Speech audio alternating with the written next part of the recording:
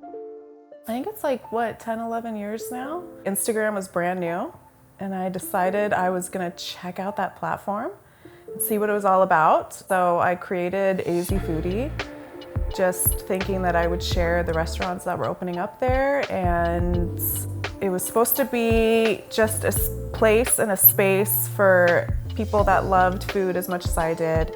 I just knew I wanted to create a community and wanted to help Arizona, or in any small way that I could, go from chain restaurants to mom and pop shops. And it just kind of grew organically from there. I met all the people in town. I went through whatever door opened up. I did all the stuff, and thus AZ Foodie was born. I think it was such a lucky accident to be able to see how it has really affected a lot of people in the community.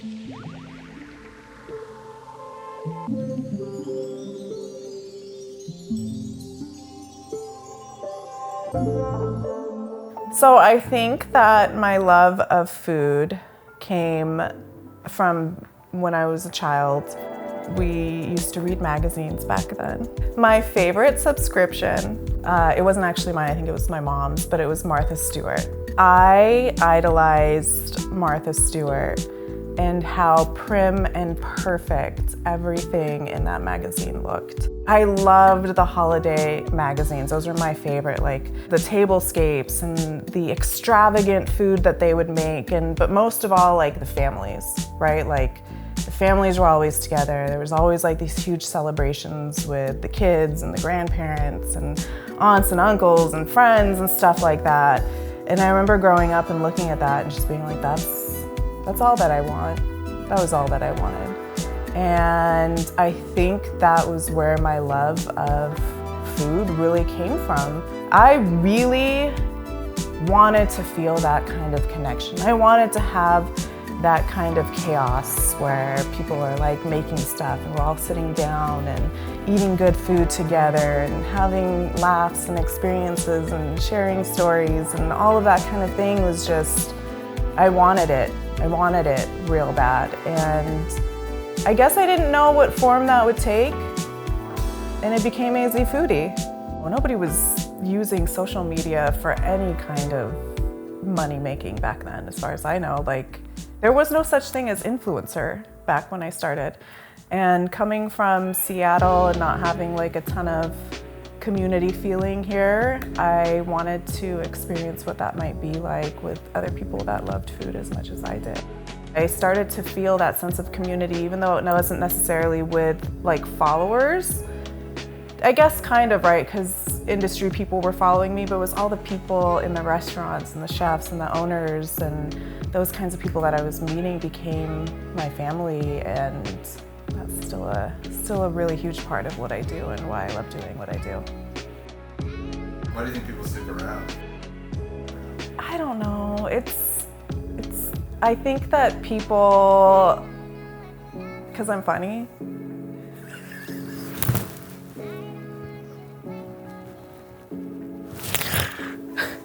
Case in point, mic drop. No, I'm just kidding.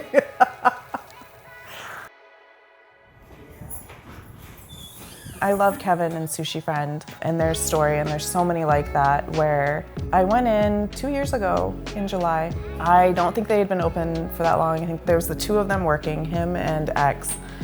And I think that Kevin was contemplating closing that place down. I mean, they were really struggling. They didn't know I was gonna come in. I had ordered online so I could just run in and pick up.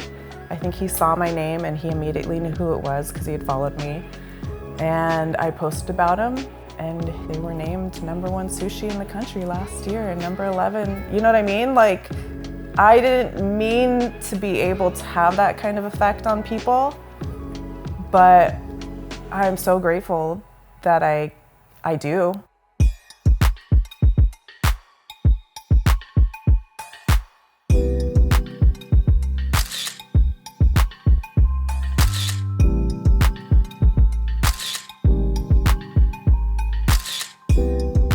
And again, I say, like, yes, I'm the platform to be able to get the word out about these places, but It's the way that they run their business. It's the food that they make. It's the quality. It's everything. If they aren't making good stuff, if they don't have quality product, then it doesn't matter if I post or one of the other influencers post, right? So it's all about just sharing authentically stuff that's actually we enjoy, and hopefully people love it too. Growing up, I was not allowed to really express myself. No tattoos, obviously, no ear piercings, wasn't allowed to wear makeup, wasn't allowed to cut my hair, wasn't allowed to do anything, right? Like, it was very controlled. And so the minute I moved out, actually before I moved out, I pierced my ears, I got tattoos, I chopped off my hair, I dyed it orange, blonde, and like brown, I just had like streaks. It was crazy back then. And just went wild with my personality. I was finally free to be whoever I wanted to be, and I expressed myself in any way that I could. And so that was how it kind of started. I think I've always been that person. I've always been full of like flair, I guess, or as some people say, extra for no reason. I know that probably my dad stalks me, so he'll find this at some point. So hello, Father.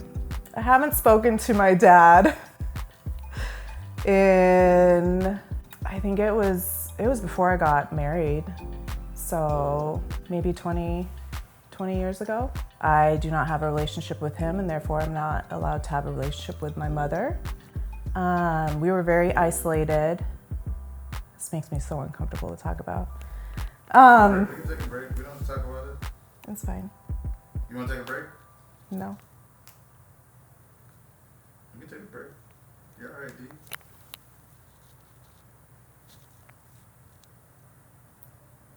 You're good.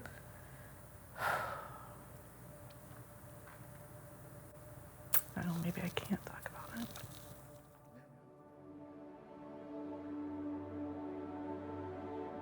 So, I don't have a relationship with my mother, my father, and I don't really have a relationship with my sister and my brother anymore either. We are very broken. It was very dysfunctional.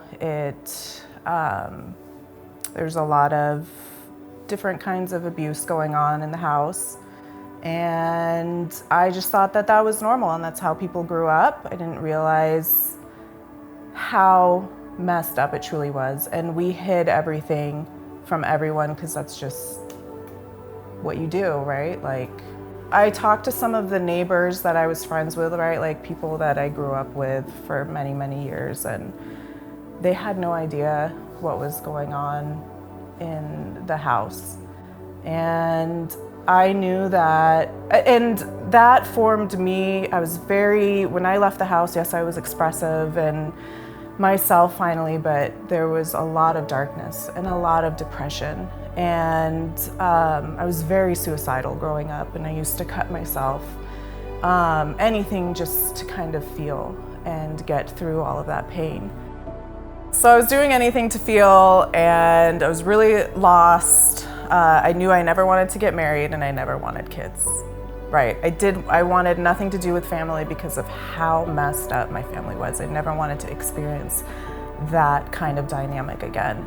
And lo and behold, I met my ex when I was 19.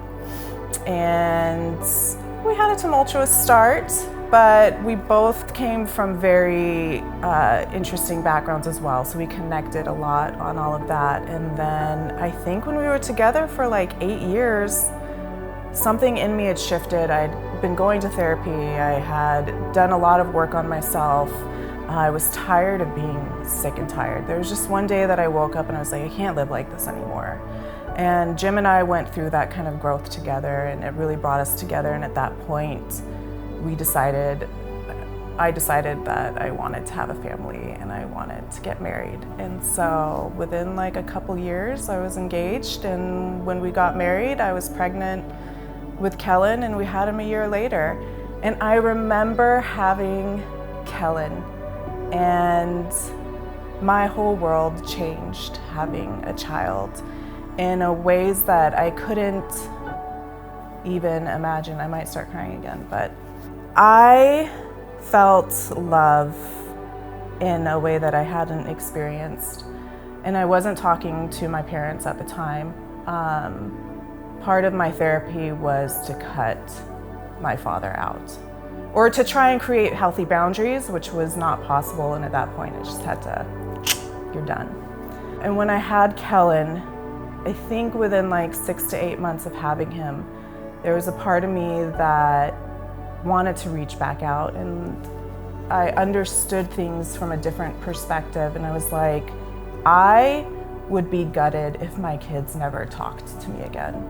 It would absolutely destroy me. Mind you, he's 6 months old. I still feel that way. Like, if my kids never talk to me again, I can't imagine what that would feel like. And I felt guilty that my parents would feel that way, and that maybe I was a part of that reason for feeling that way. So I wrote my dad a letter. I apologized for my side of the things, saying that, you know, whatever he used to say to me, I was a liar, and whatever he used to call me. That I was sorry for doing that I had learned to do that as a way to protect myself growing up. I sent him pictures of me getting married. I sent him pictures of his grandchild. That was 13 years ago. I've never heard from him. So I had to come to the realization is that's just not a part of my story with my family. And I was able to have my own family that I wanted and could create a dynamic that I was proud of and break the cycle. And that was important to me. So as a mom, trying to never make my kids feel the way that I felt growing up, so that they don't ever have to experience that, but also still being like strict and trying to teach them to be, right? Like, not being so far on the other side that they just do whatever the hell they want and get away with anything, right? Like, still having structure, but not being so strict and abusive that it's the other side where I grew up. I think there's certain aspects of my life that maybe I keep private, but I feel like when people ask me about stuff, I'm very open. I feel like we've all been through so much stuff that if people ask me what's going on, or even sharing this background, like, I don't want to hide that part of me. Like, that part of me made me who I am today, and those struggles helped me to become the person that I am and the success that I have. And there's so many people that could potentially be struggling or going through similar situations. And all I wanted going through that kind of stuff, right, is that connection, or people that could help me or guide me, or that could relate to me or with me. And so I want to be that person for other people as well, if I can, because we all need that going through life. There's so many people that look at me and put me on like a pedestal of something. But the truth is, like, you could come from any kind of struggle or trauma and overcome that and become the person that you want to be. And I am happy to share my story if it gets to even 1 or 2 people and they have that kind of awakening of, oh, right? Like, I went through all this stuff, but I can still break that cycle.